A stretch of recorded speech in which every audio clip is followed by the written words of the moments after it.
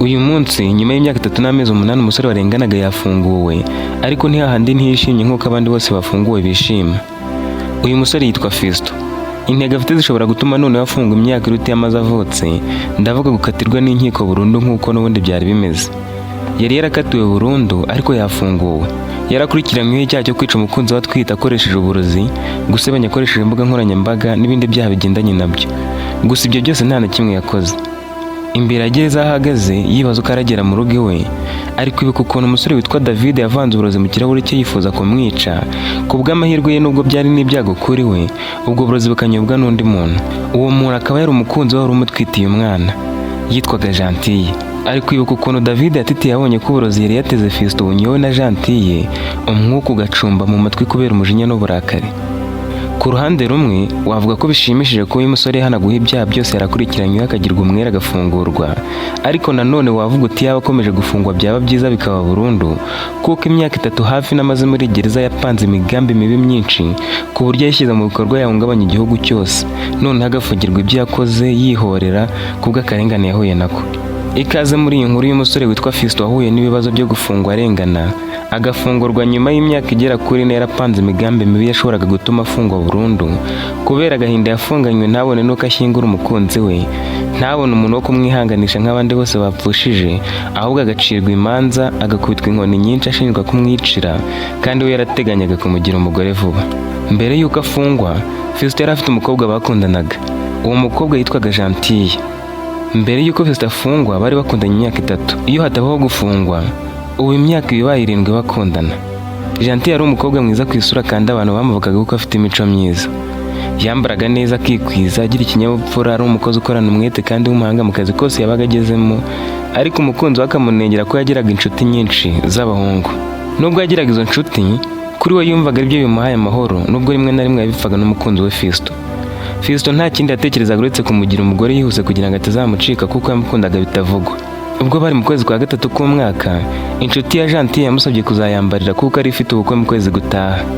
Muri iyo minsi yari isigaye, Gentille n'inshuti ye yitwaga Nicole ari nayo yari igiye gusezerana, bamaranaga igihe kinini baganira basezeranaho, cyane ko Gentille yari afite ubwoba bw'uko Nicole naramuka ashatse batazongera kuba inshuti kandi wakiri umukobwa.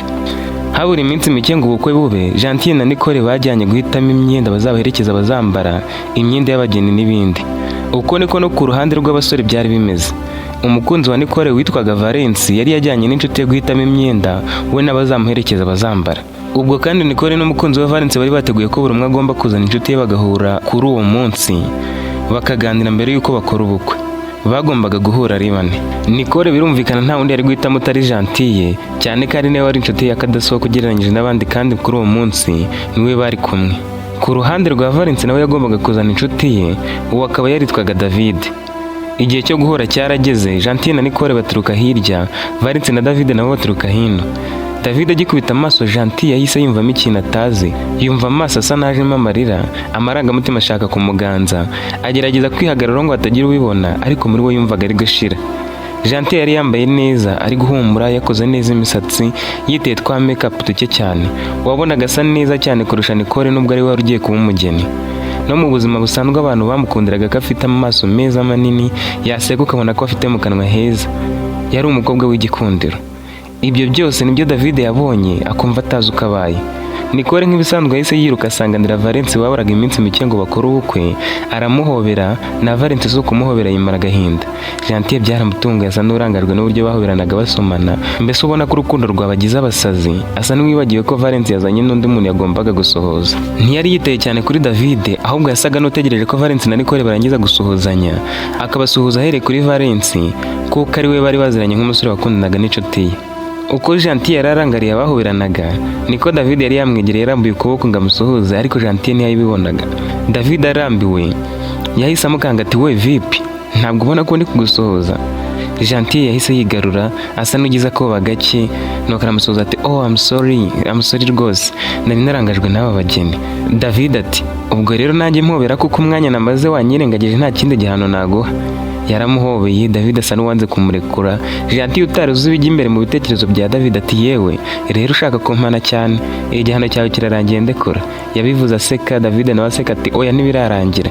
Bakiri muri ibyo telefone ya Gentille yarasonnye, David abona kumurekura. Gentil yararebye abona ari umukunzi we Fiston umuhamagaye. Yaramwubahaga cyane ku buryo atari kugerageza kwirengagiza kumwitaba mu gihe cyose amuhamagaye kandi bishoboka. Yaritabye ati karame Fiston.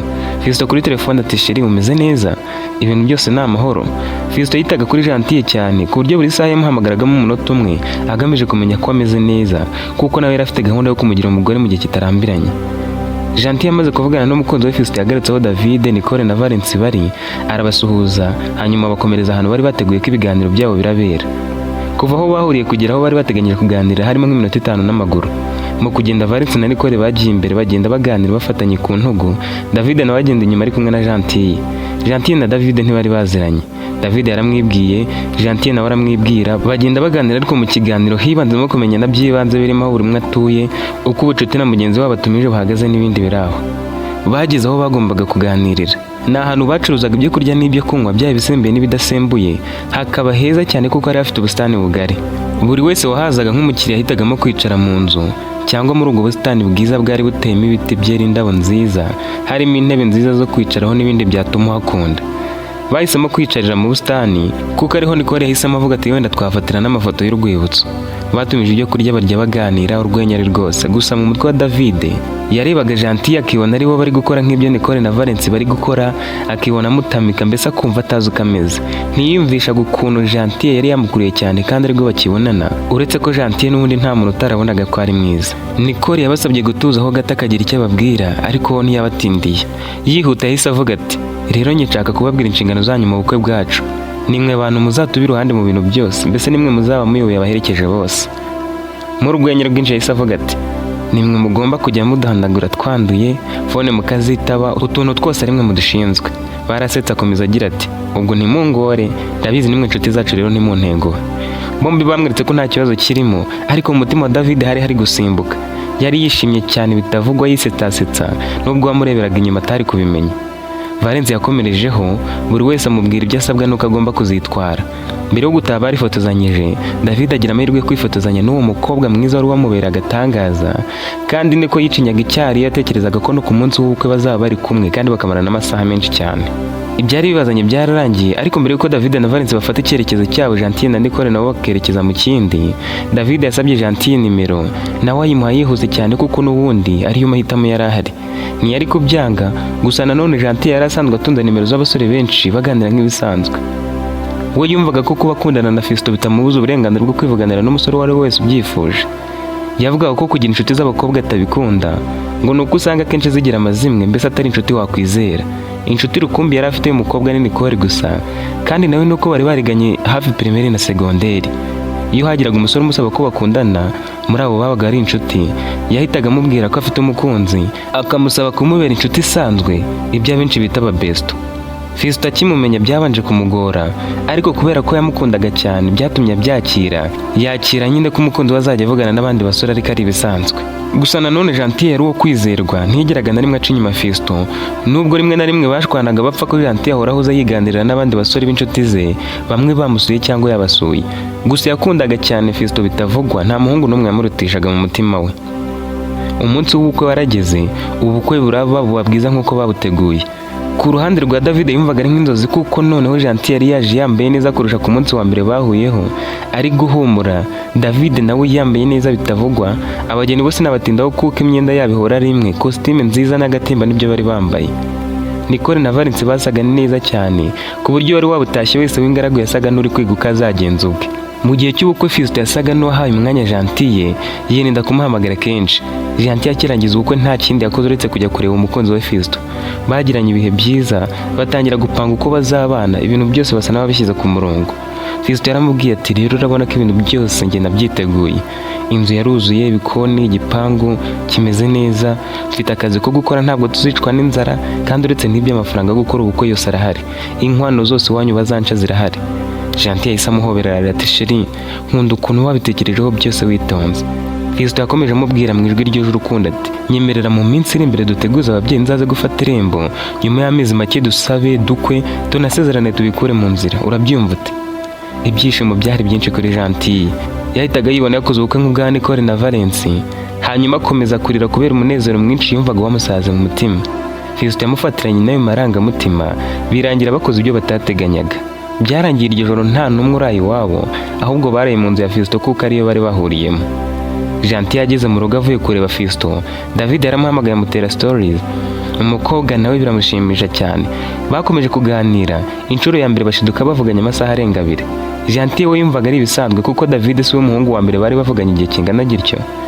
Gusa kuri David yumvaga ari mu munyenga, avuga ati uyu mukobwa aroroshye kumutereta n'ibizangora. Bakomeje kujya bavugana buri munsi, amasaha make akaba 2. David yari yaribwiye Gentil wese ku buryo yaramuze kugera no kubyo bene wabo bakora.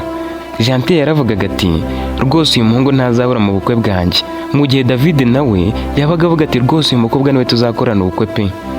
Gentil yaje kwisanga atwite, ahamagara Fiston arabimumenyesha. Fiston nawe amubwira ko ubwo bagiye kubyihutisha kugira ngo bazabane itaragaragara cyane. Gusa Gentil we yaravugaga ati nta mpamvu yo kwihutanga ibintu bipfe ngo nuko ntwite, nubwo yaba yagaragaye icyambere nuko tuzabana ntarabyara. Fiston yumvise aruhutse, akomeza gutegura imishinga ye ku murongo nk'uko byari bisanzwe ataramenya ko Gentil atwite. Muri iyo minsi David yifuje guhura na Gentil, yumvaga ashaka kumubwira ko amukunda kuko atumvaga ko Gentil afite umukunzi uri seriye bigezaho kubana.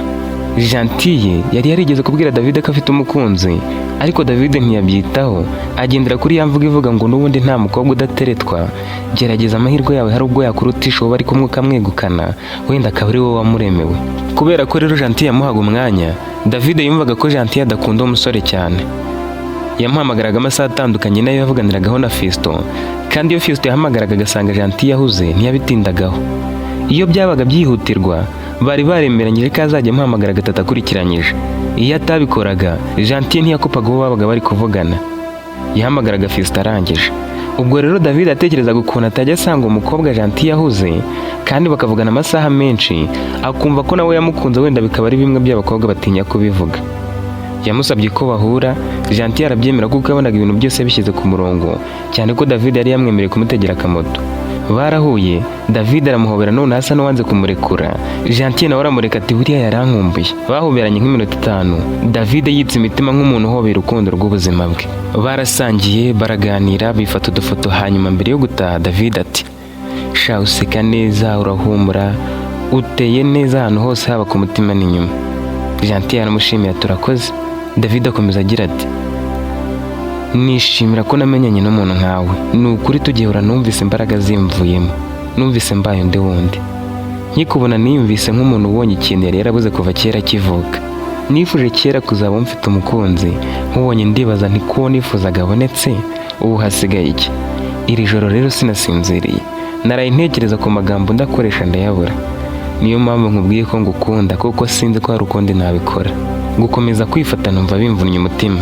Gentil yihanaguye amarira kuko yari yatwawe n'amagambo meza ya David. David yarabibonye ko Gentil yari kurira, mu mutima watangira kwiyumvamo igisubizo. Yumvaga nta kundi aramusubiza uretse kuvuga ko nawe mukunda. Icyakora Gentil yarizwaga n'ukuntu yari agiye kubwira uwo muhungu kuretse no kuba afite undi mukunzi, ahubwo anamutwitiye. David yamuhanaguye amarira, amubaza icyo abitekereza, amufashe ibiganza. Gentil yaramuhobeye aramukomeza.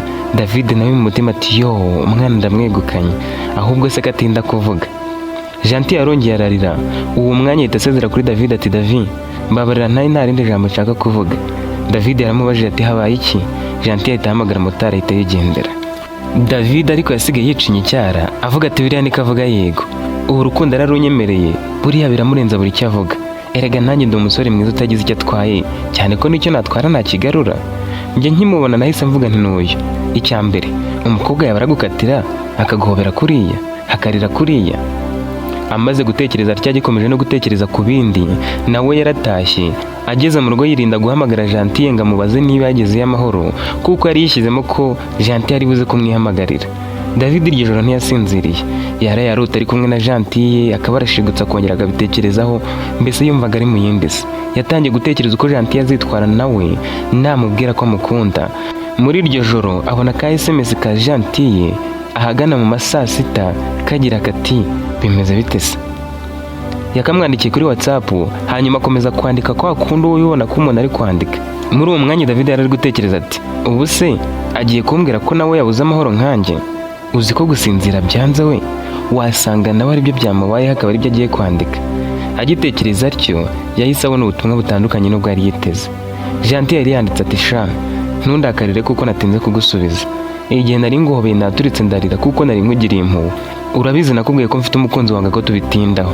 Rero I'm sorry, watumye nibwira ko ibyacu ari ubucuti busanzwe. Numva kuri besto wanjye, sinari nzi ko nkunda. Umusore yarababaye cyane, yicuza icyatumye akunda Gentille, ariko nanone akibuka ko yamukunze akimubona kumwikuramo ntibinamuzemo. Yaratekereje cyane, burinda bucye atongeye kwirambika. Bucye yahise amuhamagara, ariko ntiyabwira Gentille ko byamubabaje. Baganiriye byinshi, David amubwira ko yishimiye kuba afite umukunzi kandi ko ntacyo bimutwaye, agira ati buriya rero wambwiye ko ufite umukunzi ngira ngo uri gutebya, ariko ubwo umufite ni byiza, ahubwo nifuza kumumenya nawe tukaba inshuti gakomeza nkakubera besto nk'uko wabivuze. Humura ko kwikuramo ntibiratinda. Icyatumye nkubwira ko ngukunda nuko ntifuzaga ko hazagira undi muntu uza nyuma akabivuga. Ubwo rero bantanze nta kibazo kirimo rwose. Gentille aramushimiye, amubwira ko agiye guhita abibwira Sheri we Fiston bakazahura bakamenyana. David yahise akupa, yohereza 100 kuri nimero ya Gentille, hanyuma akuraho nimero yari yarahaye Gentille. Gentille akibona yarikanze, ahamagara David aramubura, atangira kumva bimucanze. Gusa nawe ntiyari wo gutinya ubusa, yaratuje yishyiramo ko niwongera kuvugana namubaza ibyayo. Kuri uwo munsi ntibavuganye, no kuwakurikiyeho ntibavugana. Noneho mu gitondo David yaramuhamagaye, amubeshya ko telefone yayikuyeho nkana kugira ngo yumve atuje. Gentille yamubajije iby'aya mafaranga n'ubwiyemezi bwinshi. David amubwira ko hari umuntu wamusabye agacupa yayohereza akibagirwa akayamwoherereza. Gentille ati kuki utambwiye ngo nyagusubize kandi yayobye amafaranga menshi atya? David yibwiraga ko namwereka ko akize wenda ashobora kumwiyumvamo akamurutisha uwo musore wundi. Amubeshya aramubwiye ati humura nahisemo handi kuko nawe natekereje ko kukugurira agacupa bitakugwa nabi. Gentille yaramushimiye, ariko David wiyumvaga yiteye icyuma. 100 byarutaga umushahara we w'ukwezi. Gentille yamubwiye ko we na Sheri we bamaze gupangaho guhurira.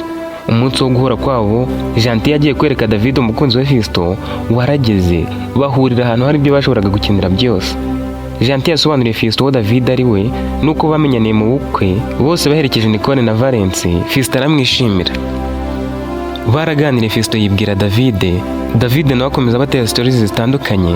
Igihe kigeze barataha. David yatashye yenda guturika umutima, ageze mu rugo kwihanganira ibyo yabonye biramunanira, ararira kandi yaribwiraga ko umukobwa atamuriza. Yibukaga ukuntu Gentille na Fiston bari banagakanda ko mu jisho, bongorerana, bisetsa, bahoberana, yakwibuka ukuntu basomanye ku munwa kumva agiye gusara. Yararyamye atangira gutekereza uko yakwica Fiston kugira ngo wenda Gentille azamwegukane, kuko yabonaga nta kindi cyabimufashamo. David yigize inshuti ya Fiston, nta munsi wiraga atamuhamagaye. Yifuzaga kumwegereza kugira ngo azabone ukamwica. Barasohokaga bagasangira, David akabura uko ashyira uburozi mu cyo kunywa cya Fiston.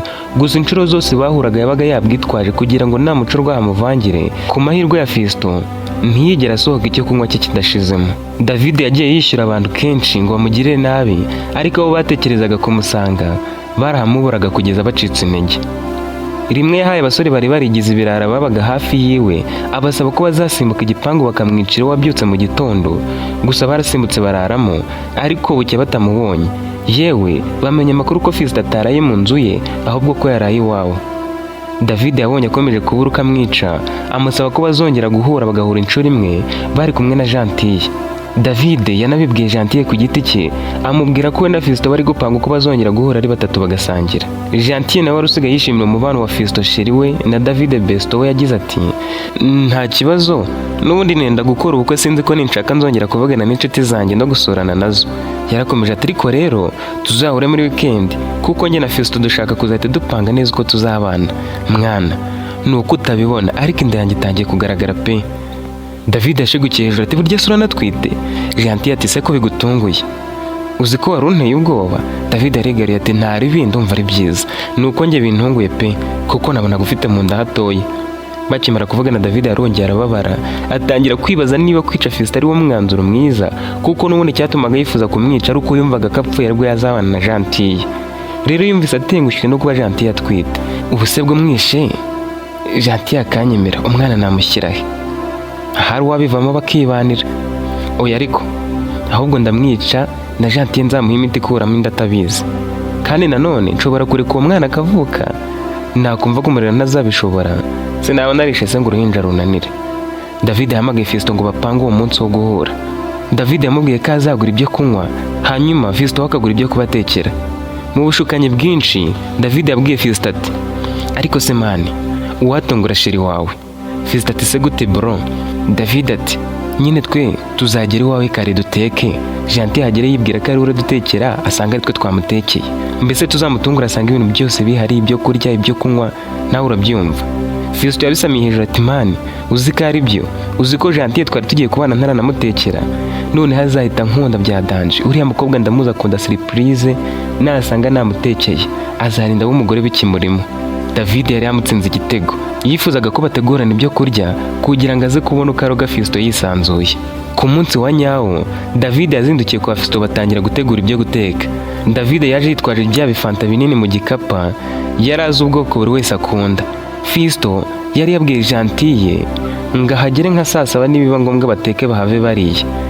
Barateguye saa 6 n'igice zigera basoje ibintu byose. Uwo mwanya bahise bitegura bambara neza bajya mu nzu baba bareba filime.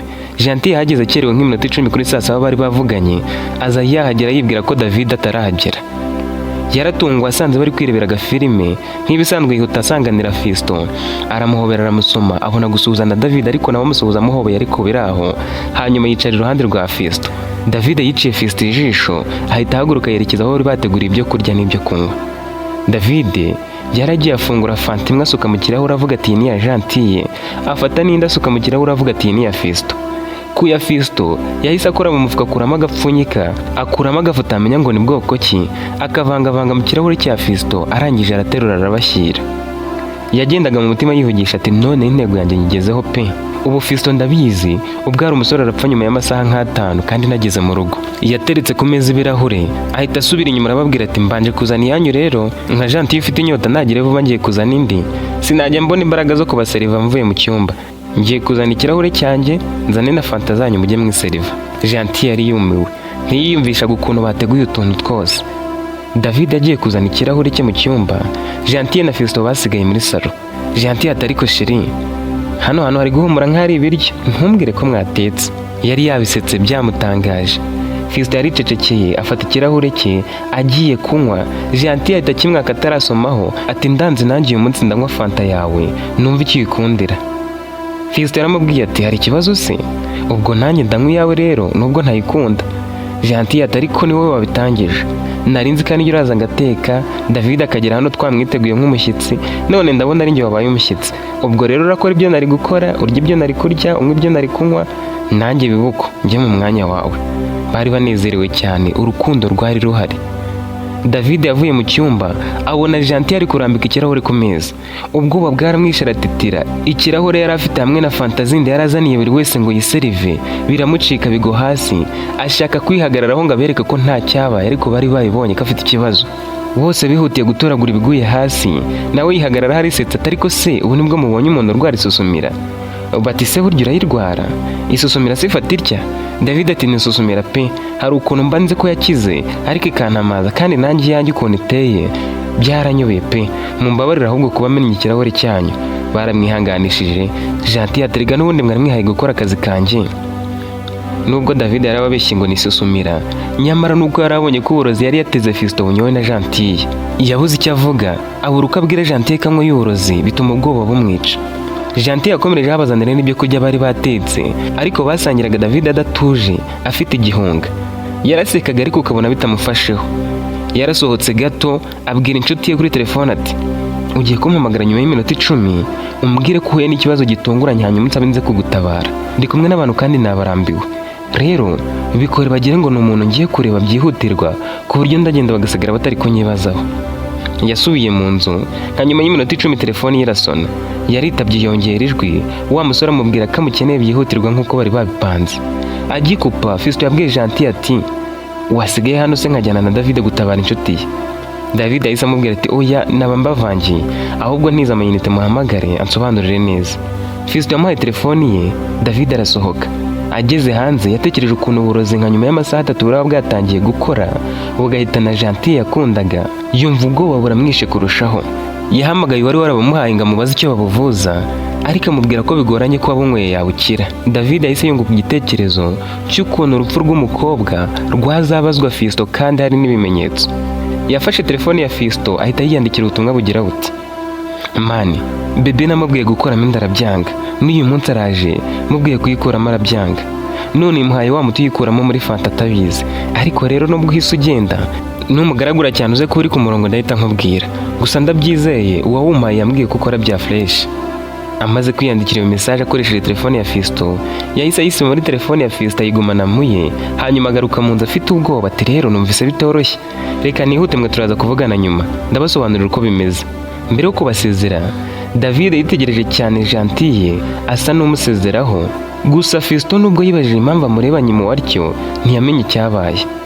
David ateze moto arataha, agezeyo yandikira Fisto message ivuga ngo mani hamagara abaganga vuba kuko umuti ushobora no kumwica. Ese kuki wawumuhaye bro? Sinakubuzaga icyo gitekerezo cyo gukuramo inda, none umuhaye umuti atanabizi?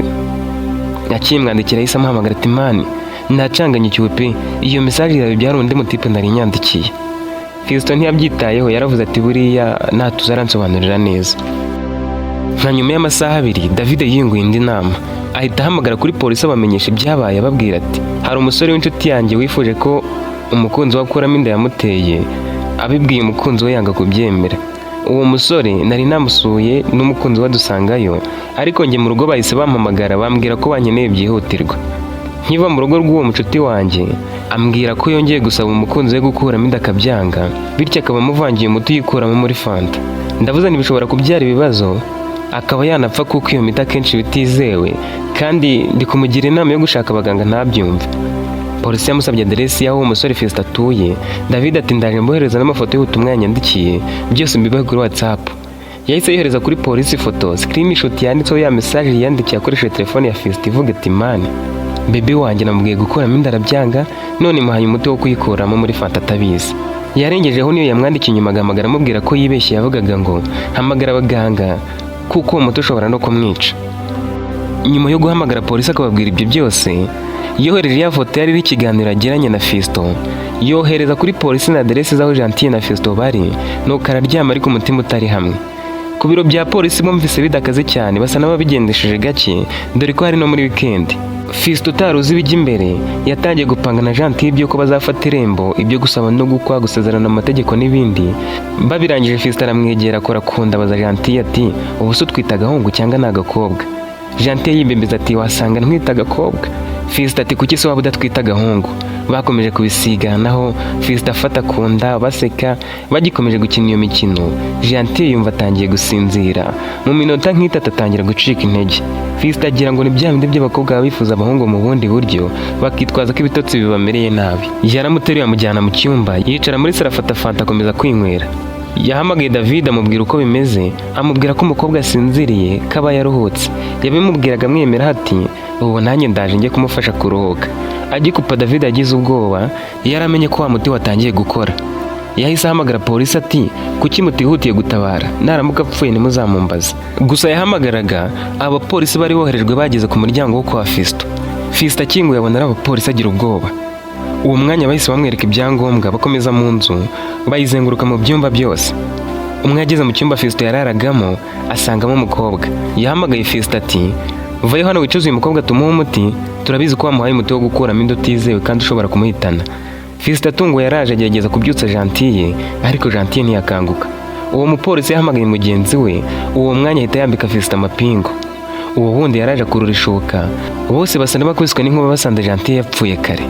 Fisto yarabibonye ararira, abapolisi bati ni gute utinyuka ukica umuntu warangiza ukamuririra, ushaka ko tukurekura se? Ibyakurikiyeho byari byo gufunga Fisto no gushyingura Gentille wari utwite mu cyubahiro. Gusa David ntiyigeze aza gushyingura cyangwa ngo agaragare ku kiriyo na rimwe. Umunsi w'urubanza warageze, Fisto atangira kuburana avuga ko nta cyaha na kimwe yakoze, avuga ko ari David wabikoze. Yibukaga ukuntu David yamennye ikirahure akababwira ko ari Susumira, akibuka ukuntu yahise ataha yihuta, akibuka ubutumwa yamwandikiye amubwira ati hamagara abaganga vuba kuko umuti ushobora no kumwica. Yarangiza agahita amuhamagara akamubwira ko yibeshye, yemeza 100% ko ari David wakoze ibyo byaha. Yahakanye ibyaha byose, ababwira ko umugore we nubwo batari bakabanye yapfuye anatwite, ababwira ko yifuzaga kubana nawe vuba, bityo ko ibyo atari kubikora. David wari uri gushinjwa amakosa yarisobanuye, atanga ibimenyetso bifatika by'uko atigeze na rimwe abikora, ahubwo yerekana ubutumwa muri telefone ye bwagaragazaga ko bwaturutse kuri Fisto, aranguriye ati mwumve ubu butumwa yanyandikiye. Yarasomye ati mani, bebe mubwiye gukuramo inda arabyanga, none muhaye wa muti yikuramo muri fanta atabizi. Ariko rero nubwo uhise ugenda, numugaragura cyane, uze kuba uri ku murongo ndahita nkubwira. Gusa ndabyizeye, uwawumpaye yambwiye ko ukora bya fresh. Umusore yerekanye n'ubundi bw'uko yabimubujije, ahita anabereka ko yahise atangira amakuru ku gihe. Abari aho bose bahita batangira gutera hejuru bavuga bati Fiston ni umwicanyi. Ababyeyi ba Gentille bo bumvaga basimbuka bagakubita Fiston. David yakuyemo telefone ajya kuri Facebook, abereka n'amafoto ya Gentille yanditseho ngo mbega. Yakuyemo ifoto ya mbere igaragaza Gentille hejuru yambaye ubusa, yerekana n'andi menshi yari kuri konti ya Facebook ya Fiston agaragaza bimwe mu bice byo hejuru bya Gentille atambaye. Fiston nawe n'ubwa mbere yarabibonye. Yaraheruka gukoresha Facebook nko mu myaka 2 yari ishize, gusa amafoto David yari yerekanye ntiyari amaze n'amezi 3 agiye hanze.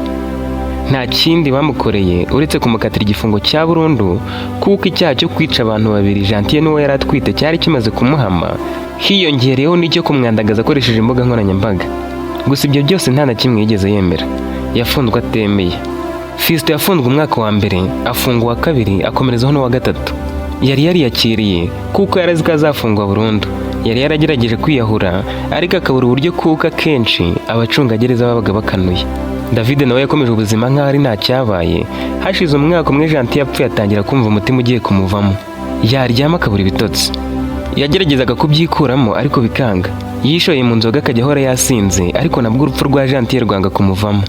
Yibukaga ko yishe Gentille atwite akumva abuze amahoro. Umutima we wahoraga umurya umucira urubanza.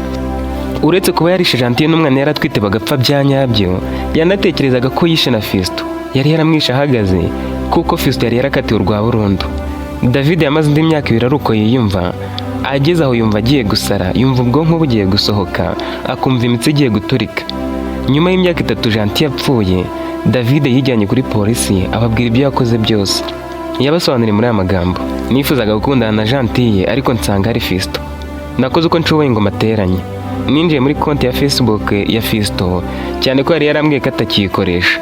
Nacurwaho telefone ye ngahita njya mu mafoto, nkareba amafoto bohererezanyaga nkayashyira kuri Facebook. Gentille akimara kumenya ko atwite yumvaga ntacyo yishisha kuri Fiston. Rero yamuhaga amafoto amwereka uko inda imeze, akifotora hejuru yambaye ubusa akayamwoherereza. Hanyuma nafata telefone ya Fiston ngahita nyashyira kuri konti ya Facebook kuko nari nzi amapassword. Nabikoreraga kuzahereka Gentille nyuma nkamubwira ko Fiston amwandagaza, bityo agahita amwanga akanyikundira. Gusa byose ntibyabaye Gentille yapfuye atabimenye. Uko nabigenje ngapfe byo nabibabwiye. Nari ngambire kwica Fiston apfa Gentille apfana n'uwo yari atwite. Fiston ararengana, ni mu mufungure mu mpanira icyaha cyanjye.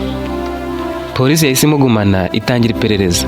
Yakusanyije ibimenyetso, iza gufata n'uwagurishije David uwo muti wica kuko yarakomeje kuha abantu benshi. Nyuma y'amezi 6 David yireze, nibwo Fiston yafunguwe. Niba wibuka uko byatangiye, Fiston yafunguwe afite umujinya mwinshi, atishimye nk'uko ku bandi bafungurwa biba bimeze. Yumvaga byanze bikunze agomba kuzihorera. Yaratashye ntawe asanga, umukunzi we n'umwana we bari barapfuye. Si ibyo gusa kuko yasanze n'ababyeyi be barapfuye. Yumvaga icyiza ari ukwigumira muri gereza aho kujya kuba muri iyo si imeze ityo. Iyi migambi yatangiye kugira agifungurwa yari mibi cyane ku buryo igiye hanze yakwangiza igihugu cyose. Ndagushimiye kuba ugeze ku musozo w'iyi nkuru. Niba wifuza kumenya ibyo Fiston yapangaga n'ibyo yakoze nyuma yo gufungurwa, siga igitekerezo cyawe muri komenti, tuzabahe n'igice gikurikira. Niba usanzwe udukurikira, umaze kumenyera ko tubagezeho inkuru ziba ziganjemo iz'ibintu byabayeho bitewe n'uko abakunzi bacu baba baradusabye kubasangiza inkuru z'ubuzima bwabo. Nawe niba wifuza kudusangiza inkuru y'ubuzima bwawe, twandikire kuri nimero iri muri description y'iyi channel. Iyi nkuru yawe tuzayihereho utaha. Nkwibutsa gukora subscribe kuri uyu muyoboro Musekura Jean niba utarayikora, kugira ngo tuzabane no mu bindi biganiro.